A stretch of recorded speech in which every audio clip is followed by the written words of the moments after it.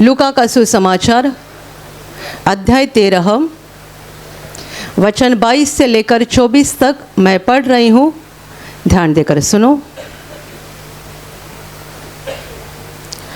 वह नगर नगर और गांव गांव होकर उपदेश करता हुआ यरूशलेम की ओर जा रहा था, तो किसी ने उससे पूछा, हे प्रभु, क्या उद्धार पाने वाले थोड़े हैं? उसने उनसे कहा, सकेत द्वार से प्रवेश करने का यत्न करो, क्योंकि मैं तुमसे कहता हूँ कि बहुत से प्रवेश करना चाहेंगे और न कर सकेंगे। Hallelujah, hallelujah, hallelujah, hallelujah, hallelujah.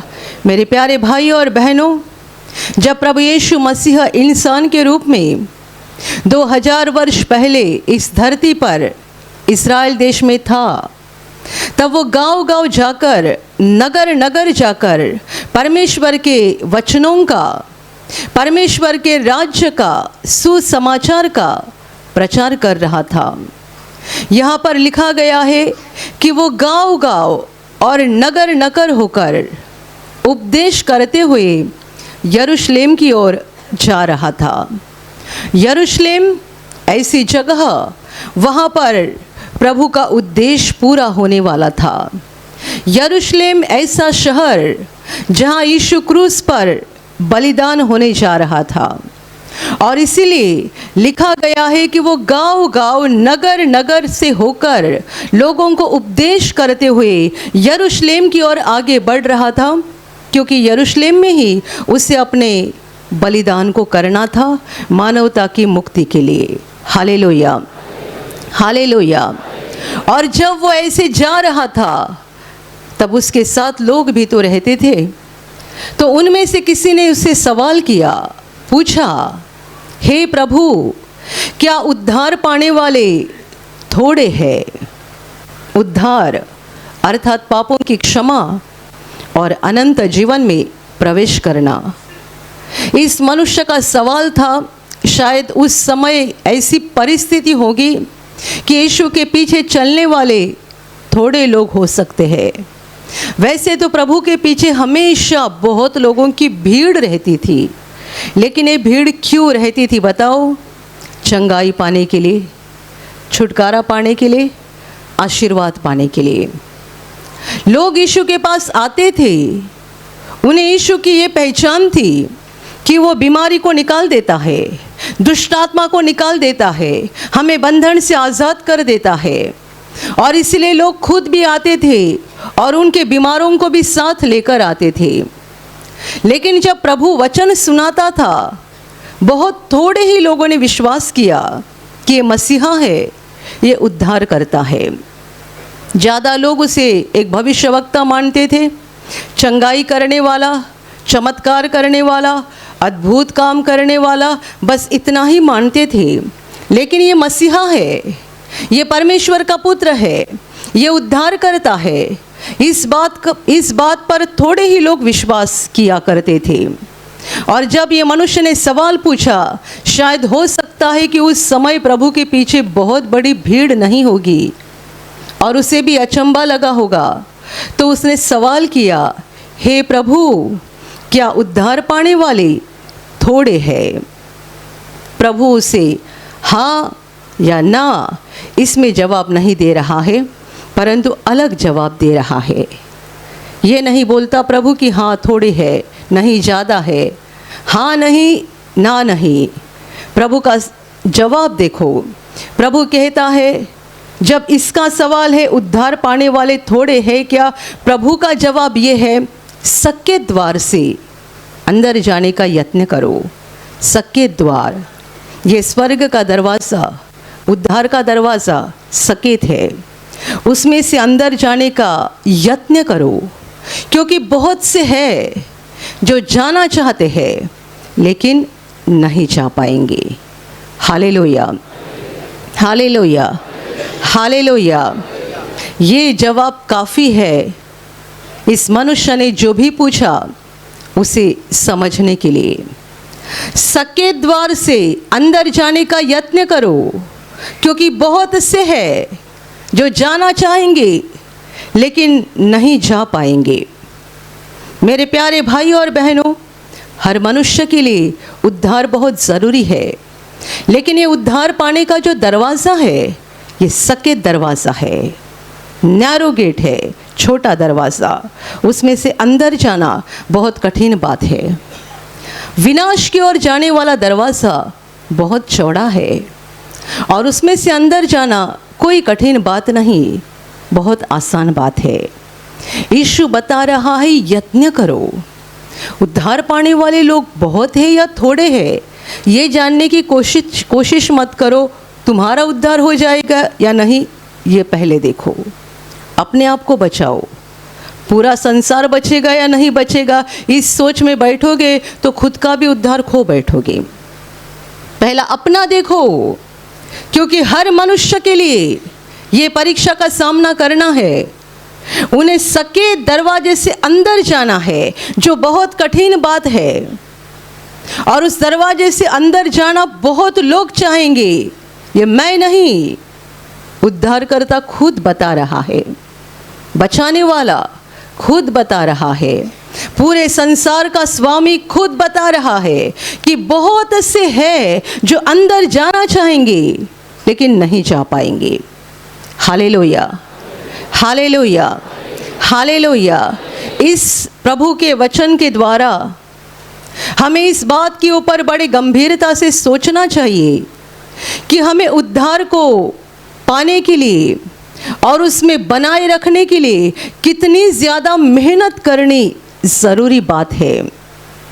मेहनत, हम मेहनत करना, प्रयत्न करना, कोशिश करना जानते हैं, लेकिन ये सारी बातें हम भौतिक चीज़ों के बारे में या शारीरिक चीज़ों के बारे में करते हैं। आप में से कोई कहेगा मैं बहुत मेहनत करता हूँ, भोर को 3 बजे उठता हूँ और सब्ज़ी खरीदने जाता हूँ, भोर को 3 बजे उठता हूँ, सब्ज़ी खरीदने जाता हूँ, मुझे पूरे 24 घंटे में 2 या 3 घंटा ही नींद मिलती है। कोई मछली बेचने का काम कर रहा है, वो कहेगा मैं तो रात को 1 बजे उठकर जाता हूँ। बहुत मेहनत करते हैं ना। कोई पढ़ाई करता है, वो कहेगा मैं भोर को 4 बजे उठ के पढ़ाई करता हूँ। कोई बहन कहेगी मुझे घर में पति बच्चों के लिए टिफ़िन बनाना होता है, तो हर दिन सुबह 4 बजे मेरा दिन शुरू होता है, तब से लेकर दिन भर में मेहनत मेहनत मेहनत मेहनत करती हूँ। इसमें कोई बड़ी बात नहीं है, संसार इसको जानता है।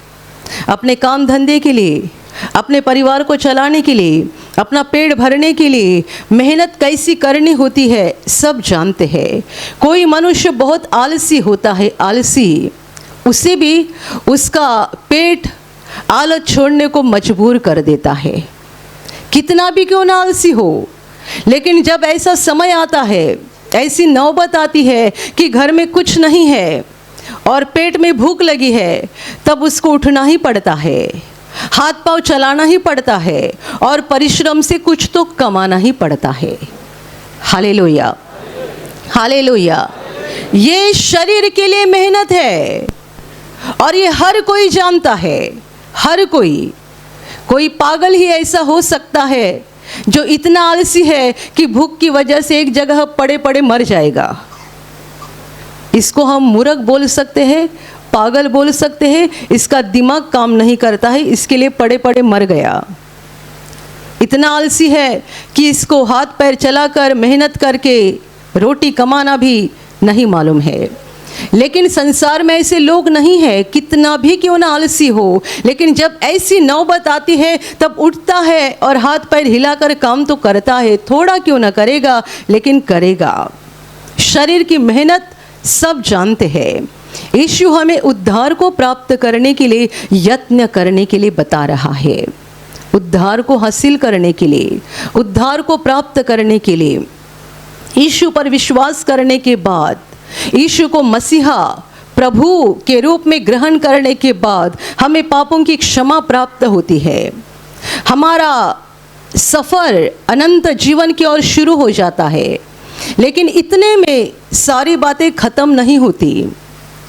एक बार किसी ने यीशु पर विश्वास किया तो ये मत कहो मैंने सब कुछ हासिल किया, मैंने प्राप्त किया। प्रभु का बहुत बड़ा चेला पौलुस भी बता रहा था, मैं नहीं कहूँगा कि मैंने अभी सब कुछ प्राप्त कर लिया है, नहीं, मैं दौड़ रहा हूँ, उस चीज़ को पाने के लिए मैं कोशिश कर रहा हूँ, यत्न कर रहा हूँ। कौन बोल रहा है? प्रभु का बड़ा चेला, जिसने मरे हुए को जिंदा किया, लंगड़े को यीशु के नाम से चलता किया, जो पूरा ही पूरा पवित्र आत्मा से भरा हुआ था, सामर्थ से भरा हुआ था, स्वर्ग का बहुत बड़ा ज्ञान उसे प्राप्त हो गया था। और ये बता रहा है कि मैं नहीं कहूँगा कि मैंने अभी सब हासिल कर लिया है। Hallelujah, hallelujah, hallelujah.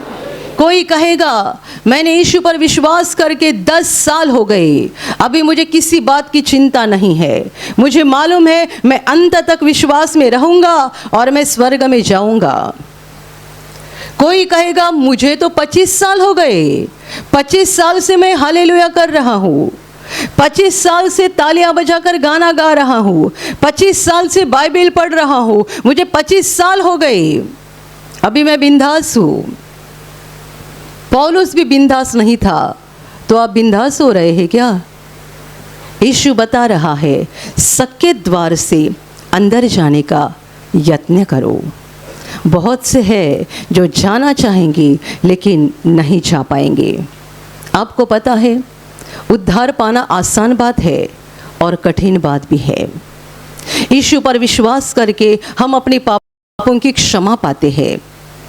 हमें पापों की क्षमा पाने के लिए अपना खून नहीं बहाना पड़ता है, हमारा लहू बहाकर हम अपने पापों की क्षमा को नहीं पाते हैं, परंतु यीशु पर विश्वास करके कि यीशु ने मेरे लिए लहू बहाया है और उसका पवित्र लहू मुझे पापों से शुद्ध करने में समर्थ है। इस सच्चाई पर विश्वास करके बड़ी आसानी से हम अपने पापों की क्षमा पाते हैं। लेकिन इस उद्धार को बनाए रखना और जब तक धरती पर हम जीवित हैं, उस हर पल, हर क्षण और हमारी जिंदगी के अंतिम सांस तक विश्वास में बने रहना बहुत कठिन बात है। Hallelujah, hallelujah, hallelujah. क्यों कठिन बात है? क्योंकि हम संसार के अंधकार में रह रहे हैं, जहाँ पर अंधकार की बड़ी ताकत हमें परमेश्वर से अलग करने के लिए दिन रात कोशिश करती है। दिन रात आपको वचन सुनते समय नींद आएगी, सिनेमा देखते समय नींद नहीं आएगी, बाइबल पढ़ते समय नींद आएगी, मोबाइल पे गेम चलाते समय नींद नहीं आएगी। शारीरिक मेहनत करना आसान बात है, आत्मिक मेहनत करना कठिन बात है। और इसलिए यीशु ने यत्न करो ऐसा शब्द इस्तेमाल किया है, यत्न। आप यहाँ दिन भर प्रार्थना में बैठे रहोगे, हालेलुया बोलोगे, तालियां बजाओगे, गाना गाओगे, बहुत अच्छा लगेगा। आप घर पे जाओगे और घर पे जाने के बाद पता चलेगा कि घर में कुछ तो बुरी घटना घट गई है। जब आप सुनोगे तुरंत आपका विश्वास हिल जाएगा। या तो ऐसा हो जाएगा कि किसी ने आपके साथ ऐसा कुछ काम किया है कि आपको बड़ा गुस्सा आएगा, बहुत गुस्सा। आपने यहाँ शांति से प्रार्थना में भाग लिया, आप यहाँ खुशी खुशी घर लौट, यहाँ से खुशी खुशी घर लौट गए, और घर जाने के बाद जब आप वहाँ का माहौल देखोगे आपको बहुत ज़्यादा गुस्सा आ जाएगा। यत्न करो सक्के द्वार से अंदर जाने का। ये इतनी आसान बात नहीं है कि हमने एक बार बोला, हे प्रभु मैं विश्वास करता हूँ तू मेरा प्रभु है, तू मेरा मुक्तिदाता है, तू मेरा उद्धारदाता है, मैं पापी हूँ, मुझे क्षमा कर और मुझे तेरा पवित्र आत्मा दे। एक बार बोल दिया तो जिंदगी भर ये प्रार्थना काम करते जाएगी, हमें कुछ मेहनत नहीं करनी है, ऐसा नहीं है। इस प्रार्थना के द्वारा हमारी आत्मा बच जाएगी, लेकिन इसको बनाए रखने के लिए हमें मेहनत करना ज़रूरी बात है। Hallelujah, hallelujah, hallelujah, hallelujah. जब आप प्रार्थना के लिए आने को निकलते हैं, आपके सामने कोई दूसरा काम आकर खड़ा हो जाता है।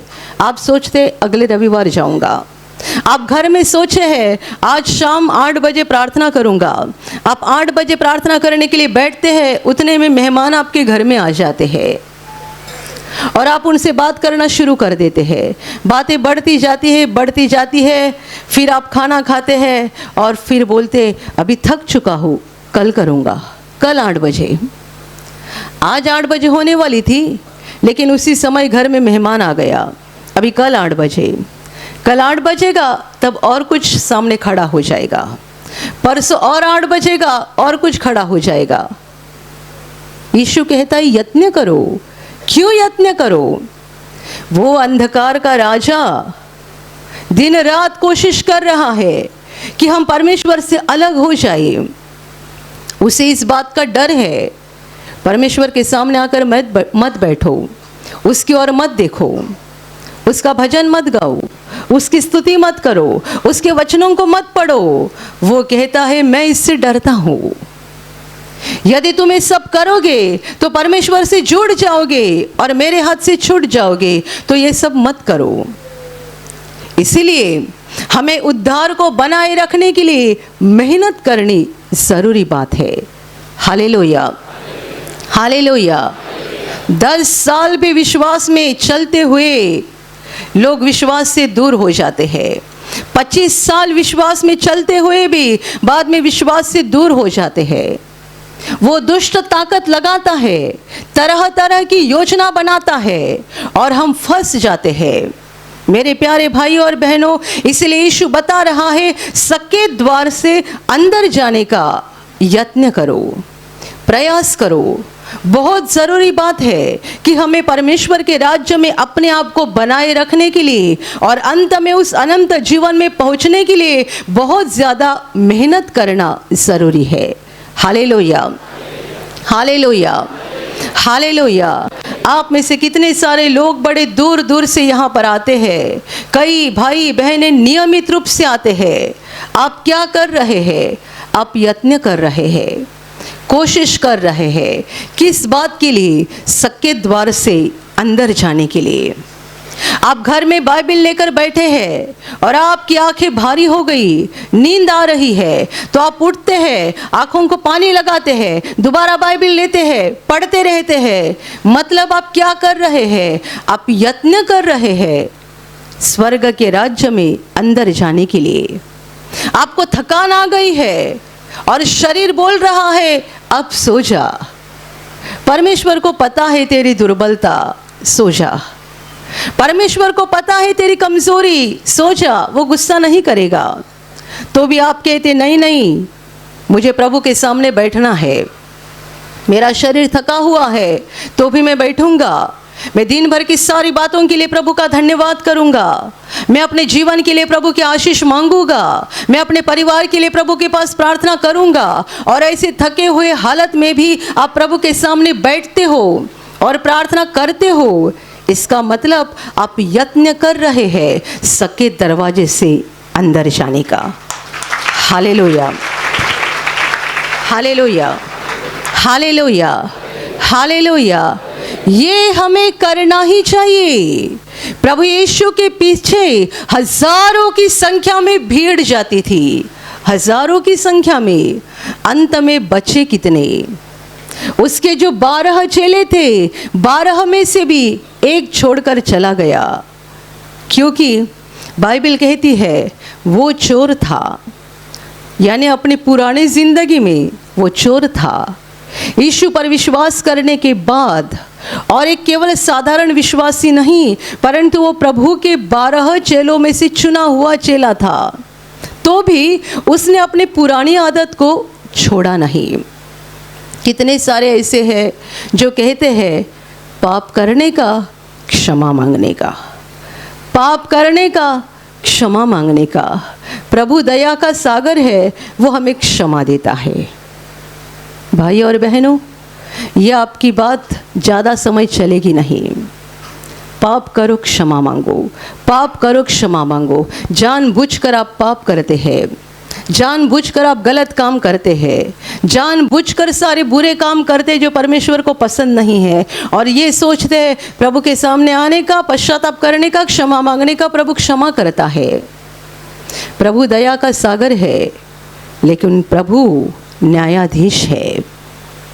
वो न्याय करता है और किसी पर अन्याय नहीं करता। यदि आपने किसी का लूटा है या किसी का नुकसान किया है या किसी को बर्बाद किया है या किसी को फंसाया है, आपने दूसरों के खिलाफ जो भी बुरा काम किया है, प्रभु उससे भी प्रेम करता है ना, तो आपका इंसाफ उसको करना ही पड़ेगा। बार बार आपकी ये बात आगे नहीं बढ़ती जाएगी कि पाप करो क्षमा मांगो, पाप करो क्षमा मांगो। हर सप्ताह जब आप यहाँ पर प्रार्थना में आते हैं, ये सेशन हमेशा होता है, अपने पापों को कबूल करो, पश्चाताप करो, क्षमा मांगो। लेकिन ये सेशन हर सप्ताह होता है, हमें हर दिन भी करना है, लेकिन इसके लिए करना है कि हमने पाप को टालने की पूरी कोशिश की, तो भी हम कम गिर गए और हमसे पाप हो गया।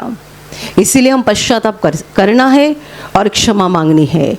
लेकिन जानबूझकर, मालूम है प्रभु को ये पसंद नहीं है, तो भी ये सोचकर कि प्रभु क्षमा करेगा, प्रभु क्षमा करेगा, ये हमारा काम चलते रहे क्योंकि प्रभु क्षमा करेगा, ऐसे आप पाप कर रहे हैं तो आप परमेश्वर को नहीं परंतु अपने आप को फंसा रहे हैं।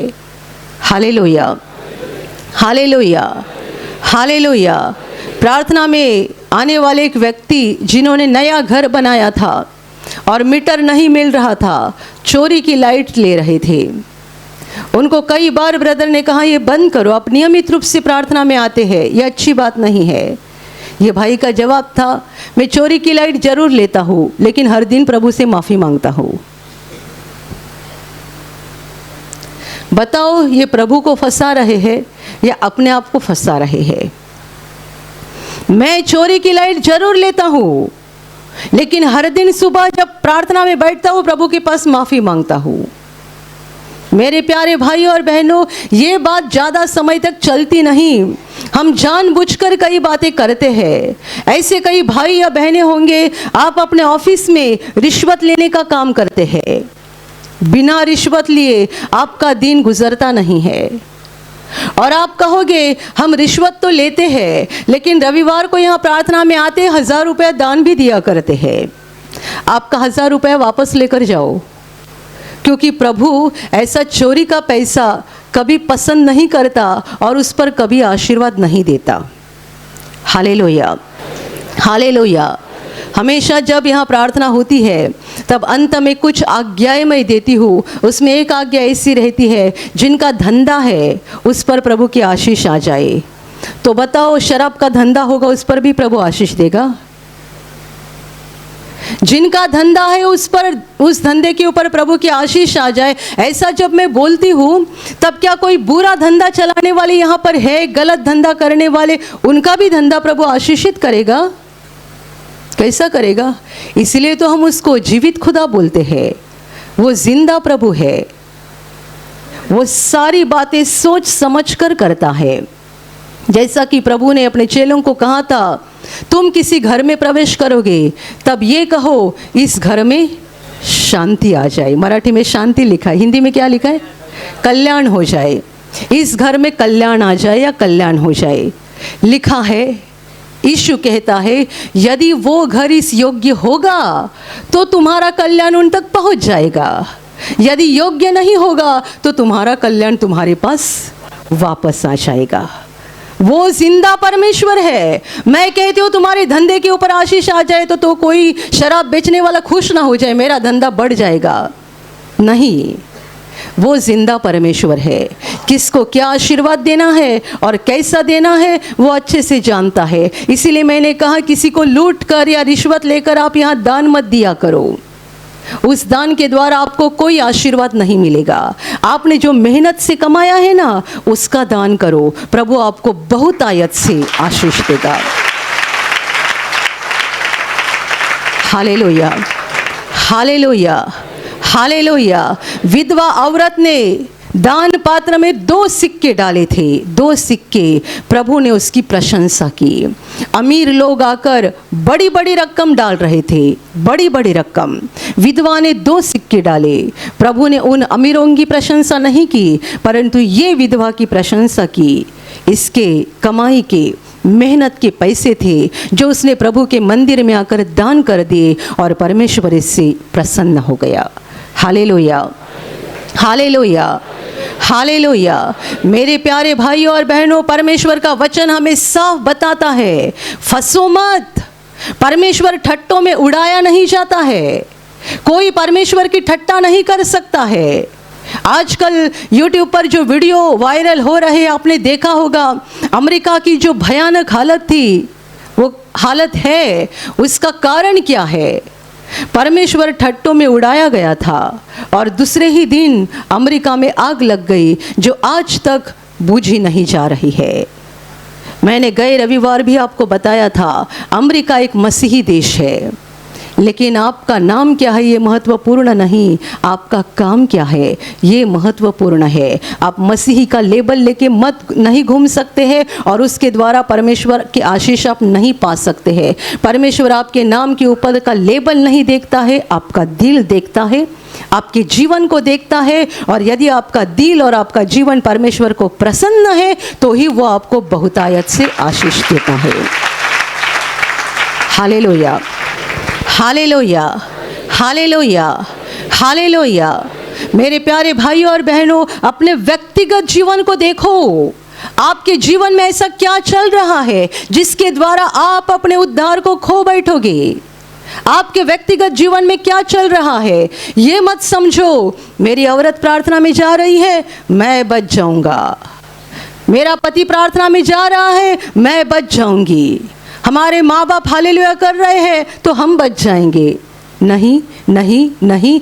हमेशा ध्यान में रखना, कोई मनुष्य आपको बचा नहीं सकता है। आज हम आपको एक गवाही दिखाने वाले हैं। ये भाई मैंने देखा यहाँ पर बैठे हुए हैं। इन्होंने कहा है गवाही में, उनको भी बहुत सालों से ऐसा ही लगता था, औरत प्रार्थना में जाती है ना, काफ़ी है। लेकिन उन्होंने अनुभव किया, नहीं, औरत प्रार्थना में जाती है इतना काफ़ी नहीं है। हम सबों को परमेश्वर के सामने आना ज़रूरी बात है। Hallelujah, hallelujah, hallelujah. इसकी एक सुंदर कहानी बताई जाती है। एक परिवार था, मसीही परिवार। उस परिवार का जो मुख्य सदस्य था वो कभी चर्च में नहीं जाता था।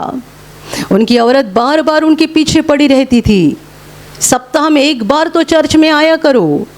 और ये भाई का जवाब था, बचपन में मेरा बपतिस्मा हुआ है, मैं तो एक मसीही व्यक्ति हूँ, तो मुझे चर्च में जाने की क्या ज़रूरत है, मैं यूं ही स्वर्ग में पहुँच जाऊँगा। मेरा बपतिस्मा हो गया है, मैं एक मसीही व्यक्ति हूँ, तो चर्च में जाऊँ या ना जाऊँ, लेकिन मैं तो स्वर्ग में पहुँच ही जाऊँगा। तो औरत सुनकर थक गई। एक दिन ये भाई घर में खाना खाने बैठे थे, बहुत अच्छी मछली घर में लाई थी, और जैसे वो खाना खाने के लिए बैठे, उनको बहुत ज़्यादा बदबू आ गई। उसने थूक कर सारा खाना मुंह से फेंक दिया, और औरत को पूछ रहा है, मछली को बदबू क्यों आ रही है, धोई नहीं क्या? औरत बोलती है, मछली तो पानी ही में रहती है, धोने की ज़रूरत क्या है। मतलब उसने ऐसा सबक सिखाया, बाजार से मछली खरीदी और वैसे ही बना डाली। पति पूछता है, धोई नहीं क्या? तो औरत का जवाब है, बुद्धिमानी औरत है, मछली तो दिन रात पानी में ही रहती है, तो आखिर धोने की ज़रूरत क्या है। इसको सबक सिखाने के लिए जो बोलता है, मैं तो मसीही व्यक्ति हूँ, मुझे चर्च जाने की क्या ज़रूरत है, मैं तो यूं ही स्वर्ग में पहुँच जाऊँगा। Hallelujah, hallelujah, hallelujah. तो कोई बहन ऐसा मत समझे कि मेरे पति के धार्मिकता से मैं स्वर्ग में पहुंचूंगी, या कोई पति ये ना समझे मैं तो शराब पीता हूँ, गुटखा खाता हूँ, लेकिन मेरी औरत तो बहुत सभ्य है, तो उसकी धार्मिकता से मैं स्वर्ग में जाऊंगा। नहीं, नहीं, ये कोई बैंक में रखा हुआ पैसा नहीं। आप मर जाएंगे तो आपके बच्चे इस्तेमाल करेंगे। जो मर जाएगा वो अपनी धार्मिकता अपने साथ लेकर जाएगा। आपकी पत्नी उसकी धार्मिकता उसके साथ लेकर जाएगी, आपके बच्चे उनकी धार्मिकता उनके साथ लेकर जाएंगे। कोई प्रार्थना में आता है शराब छूटी नहीं है और इस बात के कारण बिंदास है कि मैं चाहे कैसा भी क्यों ना हो, मेरी औरत तो अच्छी है, वो तो बहुत प्रार्थना करती है, वो तो बहुत धर्मी है, उसकी धार्मिकता से मैं बच जाऊंगा। आप अपने आप को फंसा रहे हो। हर मनुष्य के पास, पहली बात, हम में से किसी के पास खुद की धार्मिकता नहीं है। हम सब पापी है। हमारे पास जो भी धार्मिकता है यीशु की है। वो पवित्र था और उसने हमारे पापों को उठाया, वो हमारे लिए बलिदान हो गया, इसलिए उस पर विश्वास करने वालों को यीशु की धार्मिकता प्राप्त होती है। हमारे पास शुद्ध कपड़े नहीं है। हमारी आत्मा को जो शुभ्र कपड़े, श्वेत कपड़े पहनाए जाते हैं वो हमारे नहीं है, यीशु के हैं। तो सबसे पहली बात ये समझ लो कि हम में से किसी के पास भी धार्मिकता नहीं है। हमारे पास जो धार्मिकता है वो यीशु की है। और दूसरी बात, हम दूसरों की धार्मिकता के द्वारा बच नहीं सकते हैं। इसलिए मैं आपको हमेशा कहती हूँ, आपके प्रिय लोग जो यीशु पर विश्वास नहीं करते हैं या परमेश्वर के मार्ग से नहीं चलते हैं, उनके लिए प्रार्थना करो, घुटने पे आओ, रो, ताकि वे भी प्रभु की ओर मुड़े। ऐसा मत समझो मैं विश्वास करता हूँ, मैं विश्वास करती हूँ तो सबका भला हो जाएगा। भला तो ये हो जाएगा कि उन्हें चंगाई मिलेगी, नौकरी मिलेगी, माँ की प्रार्थना से बेटे की शादी हो जाएगी, माँ की प्रार्थना से बेटे को नौकरी मिलेगी, पिता की प्रार्थना से घर मिलेगा, आपकी प्रार्थना से सांसारिक आशीष मिलेंगे। लेकिन उद्धार पाने के लिए हर एक को परमेश्वर के सामने झुकना है, हर एक को अपने गर्दन को झुकाना है, अपने पापों को मानना है, मसीह को ग्रहण करना है और इस सकेत फाटक से, सकेत दरवाजे से अंदर जाने का अंत तक यत्न करना है। मैंने कहा अंत तक, ध्यान में रखना, अंत तक। आपकी जिंदगी कितनी है, मेरी जिंदगी कितनी है, हम नहीं जानते, लेकिन जब तक हम धरती पर जीवित है हमें कोशिश करते रहना है, करते रहना है, करते रहना है कि हम अनंत जीवन के दरवाजे से अंदर जाए और उस पर चलते रहे, चलते रहे, चलते रहे। ऐसा ना हो जाए कि हम बिंदास हो जाए, मूर्ख बने और इस दरवाजे से अंदर जा नहीं पाएंगे, या तो जाने के बाद ठोकर खाएंगे और गिर जाएंगे, अपना विनाश कर लेंगे। Hallelujah, hallelujah. यीशु ने कहा है सके दरवाजे से अंदर जाने का यत्न करो। आगे का वचन बहुत भयानक है। बहुत से हैं जो जाना चाहेंगे लेकिन नहीं जा पाएंगे। इस वचन में आपका प्रवेश ना हो, हमारा प्रवेश ना हो। बहुत से है, ये कौन लोग हैं? बहुत से जो स्वर्ग में जाने की कोशिश करेंगे लेकिन अंदर नहीं जा पाएंगे। हम उनकी तरह नहीं बनना है जो बाहर से अपनी धार्मिकता दिखाते हैं, अंदर से परमेश्वर के लिए उनके हृदय में कोई जगह नहीं होती है। Hallelujah, hallelujah, hallelujah, hallelujah. आपका कपड़ा कितना अच्छा है ये महत्वपूर्ण नहीं, आपका दिल कैसा है ये महत्वपूर्ण है।